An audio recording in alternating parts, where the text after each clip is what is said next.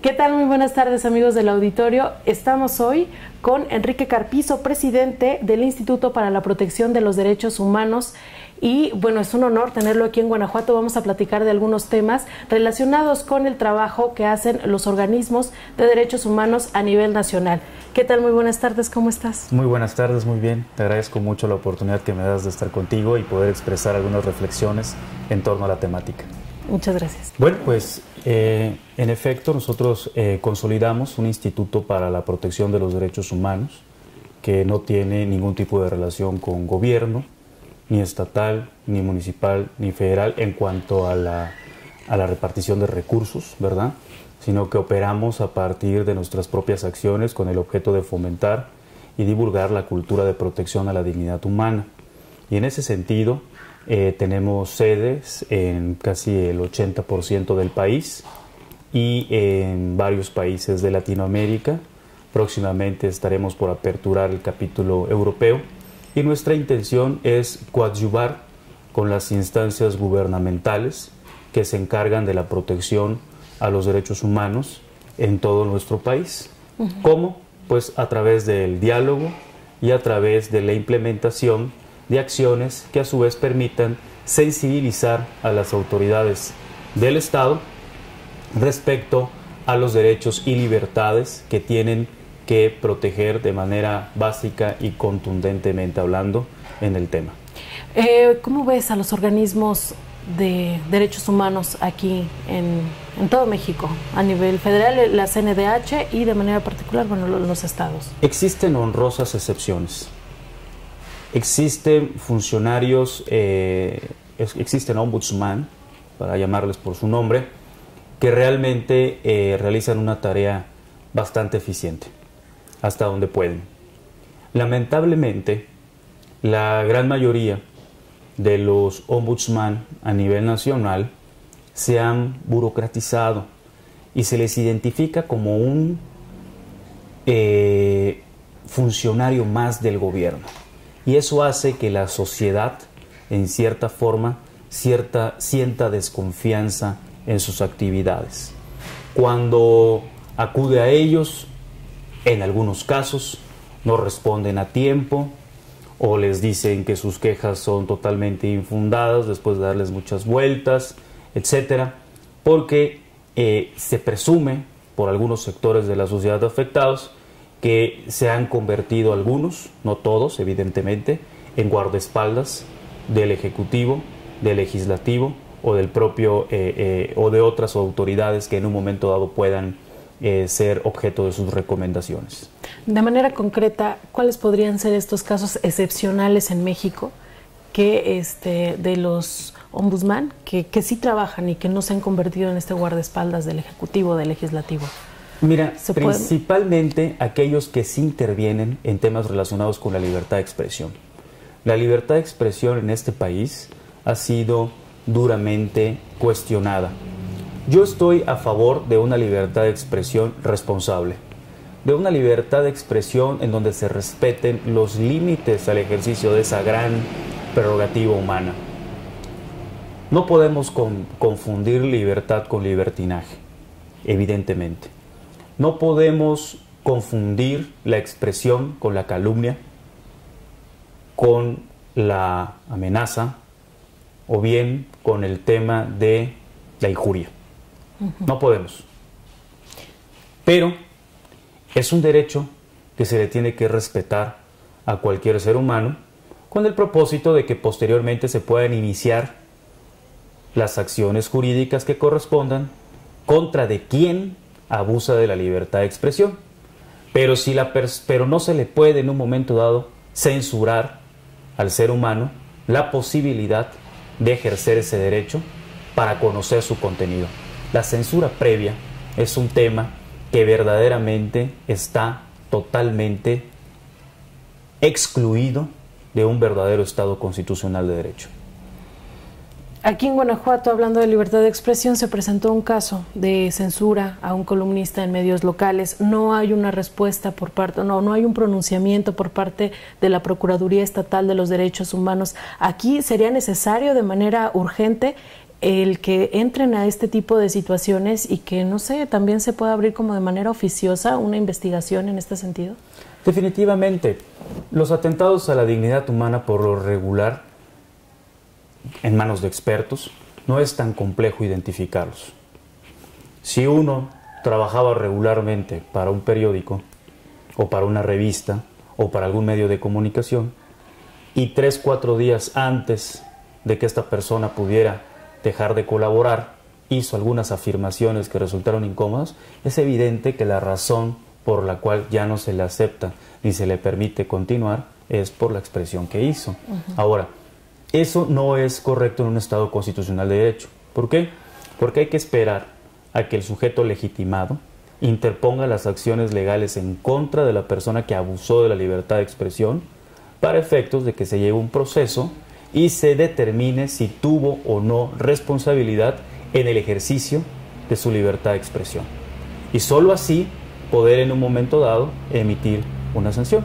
Evidentemente que existen muchos comunicadores que abusan de la libertad de expresión, pero la manera de poder en un momento dado cuestionar el contenido de sus afirmaciones es a través de las acciones legales que el propio sistema permite y autoriza, ¿verdad? Si yo me siento afectado, entonces promover las acciones que correspondan para efectos de evidenciar esa afectación a mi honorabilidad, a mi vida privada, entre otros derechos.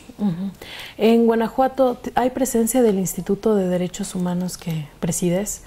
Hay algunos estados en donde no tenemos sede y uno de ellos es Guanajuato.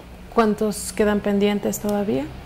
4 estados de la República Mexicana principalmente, pero el hecho de que nosotros no tengamos una sede en el estado de Guanajuato no quiere decir que no podamos nosotros coadyuvar con las instancias de gobierno para poder dictaminar de manera objetiva a favor de los derechos humanos de los ciudadanos, de las personas en general. De manera concreta, ¿conoces el trabajo que viene desarrollando la Procuraduría de los Derechos Humanos en Guanajuato? No lo conozco, no puedo opinar respecto de su ejercicio. Nosotros no actuamos de oficio, no andamos investigando a las autoridades de oficio. Nosotros única y exclusivamente conocemos de los casos que nos tocan y a partir de eso hacemos una investigación objetiva y entramos en diálogo con las autoridades. Nuestro principal compromiso es con la sociedad y con el país para demostrar que nuestras instituciones sí funcionan, pero que se necesita seguir las pautas necesarias y de acuerdo a lo que nuestra propia Constitución dispone para hacerlas efectivas. Nuestra intención no es demostrar que el Estado no funciona. Eso es lo último. Nuestra intención es demostrar que sí se puede utilizar y que muchas veces se trata de una cuestión del funcionario que ejerce una institución de gobierno o que mal ejerce una función de gobierno. Pero dándose el diálogo con múltiples autoridades, se pueden tomar decisiones efectivas en favor de la dignidad humana. El problema está principalmente en aquellos que por lo regular se abanderan con la defensa de los derechos humanos para demostrar que el Estado es fallido o que el Estado no funciona, cuando en realidad hay medios. Para poder afirmar que nuestro Estado no funciona, inclusive habría que llegar hasta una instancia internacional en donde hay un aval para esa afirmación. Hay muchos casos de denegación de justicia en nuestro país, hay muchos casos de inseguridad, cada vez vemos más hipótesis en medios de comunicación que nos hacen saber que el Estado está comenzando o continúa en una etapa de penumbra respecto del respeto a ciertos derechos humanos. Pero es indispensable que eso no quede en el rumor, sino que se pueda llevar a instancias judiciales o administrativas con el propósito de que se otorgue la sanción a quienes están abusando del derecho. Si alguien roba tu casa y tú en vez de denunciarlo sabiendo quién es, haces una denuncia pública, de nada sirve, ¿verdad? Porque el Ministerio Público va a decir, bueno, es que no has venido a denunciar, ¿cómo intervengo? Necesito una querella, ¿verdad? Son cuestiones del sistema que quizá deban de cambiar, habría que reflexionarlo, pero de momento se necesita que alguien tenga el valor civil de enfrentar al violador de sus derechos humanos y acusarlo ante las instancias que correspondan. Muy bien, y bueno, y cambiando un poco el tema, el trabajo que tendrían que desarrollar los organismos de derechos humanos a nivel nacional con esta ola de violencia contra las mujeres, me gustaría tratarlo de manera específica, violencia de género, y la intervención que tendrían que tener ante las autoridades estatales, federales, para hacer recomendaciones o para hacer pues sí, recomendaciones de manera específica a las autoridades. Es indispensable que los ombudsman comiencen a trabajar más de la mano con ciertos medios de comunicación que apoyen la labor de fomento a los derechos humanos. ¿En qué sentido?